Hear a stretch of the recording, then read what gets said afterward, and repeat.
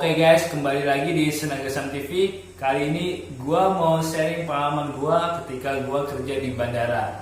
Nah, gua akan bercerita enaknya kerja di bandara dan nggak enaknya kerja di bandara.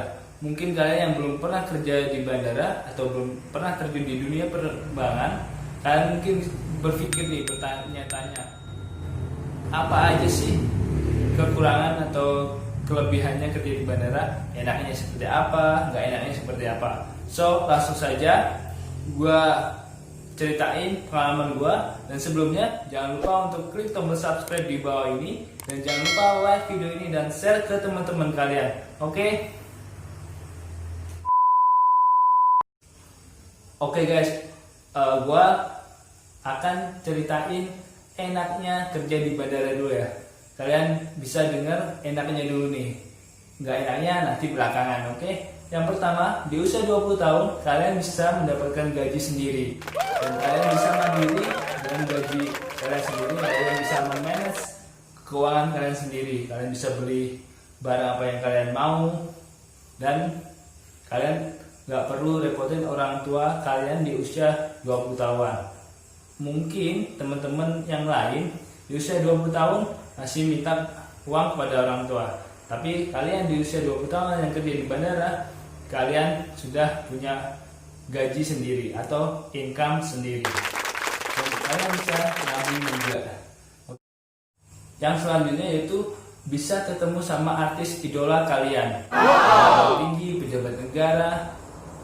Kalian bisa ketemu dan kalian bisa foto bareng. Contohnya seperti ini.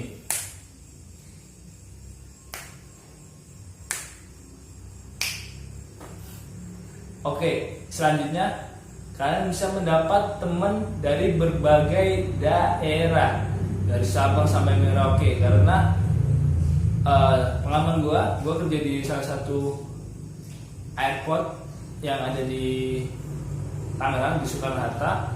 Gue punya teman dari Aceh, dari Papua, Makassar, Jogja, Kalimantan, Sumatera, itu semuanya ada. Bali ada, lengkap. Jadi ketika gue main ke Bali, itu ada teman referensi, atau gue mau main ke Makassar, gue ada referensi tempat-tempat apa aja sih yang bagus di sana, gitu. Terus selanjutnya, kalau kerja di tanggal merah, itu kita dapat gaji natura. Itu sebutan dari perusahaan gue ya, gaji natura. Nggak tahu kalau dari perusahaan lain itu gaji apa sebutannya. Jadi itu gaji kita, misalnya seperti ini, di Idul Fitri kerja di bandara itu kita nggak boleh cuti.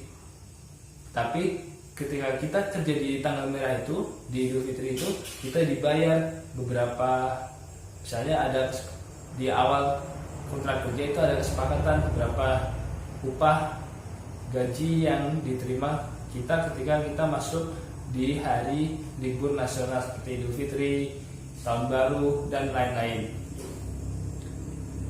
Yang selanjutnya yaitu menurut gua kerja di bandara yaitu tempat kerja yang nyaman. Yaitu kita bekerja di dalam ruangan yang ber-AC dan sangat luas. Itu menurut pengalaman gua. Dan mungkin kalian bisa berpikir, kalau mau kerja di bandara, itu loh enaknya kerja di bandara. Oke guys, tadi gue udah cerita pengalaman gue enaknya kerja di bandara. So, sekarang gue mau lanjut nyeritain pengalaman gue yang gak enak nih kerja di bandara, menurut pengalaman gue pribadi ya.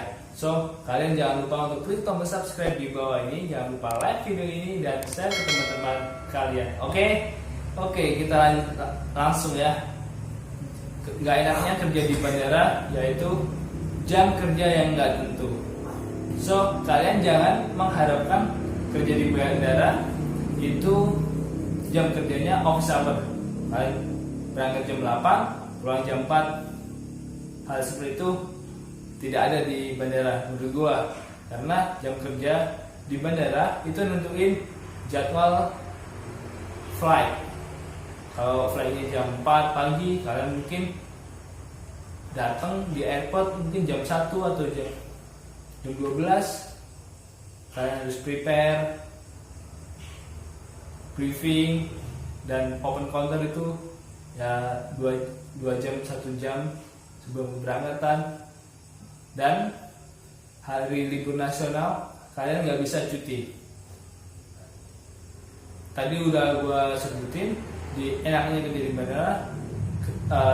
Kalau kita kerja di tanggal merah atau hari libur nasional kita dapat gaji. Nah, itu nggak enaknya hari libur nasional itu nggak bisa cuti. Seperti contohnya yaitu kerja di hari libur nasional Idul Fitri, Lebaran, harusnya itu momen-momen yang sangat ditunggu-tunggu oleh umat muslim tentunya, kumpul keluarga, nggak izin sama keluarga, tapi kita nyatanya harus berada di bandara, kita harus bekerja, kita harus mengantarkan atau melayani penumpang yang ingin mudik atau yang mempunyai penerbangan. Itu sedihnya tahun baru dan hari libur nasional. Tapi kalian kalau kerja di hari libur nasional, kalian dapat gaji natural. Besar gaji natural itu tergantung dari perusahaan yang kalian ambil. Si A, si B itu beda-beda gaji naturalnya sesuai kesepakatan di perjanjian kontrak ketika kalian tanda tangan kontrak nanti. Oke, selanjutnya itu ketika pesawat delay. Itu benar-benar nggak enak banget kalau pesawat delay. Jadi jam kerja kalian bisa bertambah, yang harusnya 8 jam mungkin bisa 12 jam, 14 jam, bahkan seharian full kalian bisa di bandara. Atau bahkan kalau penerbangannya cancel, kalian harus ngantar penumpang ke hotel, kalian harus standby, dan keesokan harinya kalian harus bekerja lagi. So mungkin gue bisa bilang itu 24 jam kalian bisa bekerja ketika pesawat delay. Terus selanjutnya yaitu, nah berhubungan dengan pesawat delay ini nggak mungkin penumpang nggak komplain. Pasti penumpang komplain. Kenapa ini pesawat delay? Kenapa? Penumpang pasti punya amalan yang sangat membahana dan dia akan meluapkan ke kita, dan kita tidak boleh kesel, tidak boleh emosi, kita harus tetap smile, kita harus tetap senyum menghadapi omelan penumpang. Tapi kalau gue sih masuk kuping kanan, kuping kiri, hadapi dengan senyuman, smile. Oke. Terus itu menurut gua nggak enaknya kerja di bandara. Atau mungkin teman-teman yang udah kerja di bandara yang nonton video ini, kalau kalian ada undang-undang nih enaknya kerja di bandara, kalian bisa tulis di kolom komentar di sini. Jadi buat subscriber Senang Sam bisa tahu nih apa sih enak gak enaknya kerja di bandara, dan jadi bisa berpikir 2 kali untuk kerja di bandara.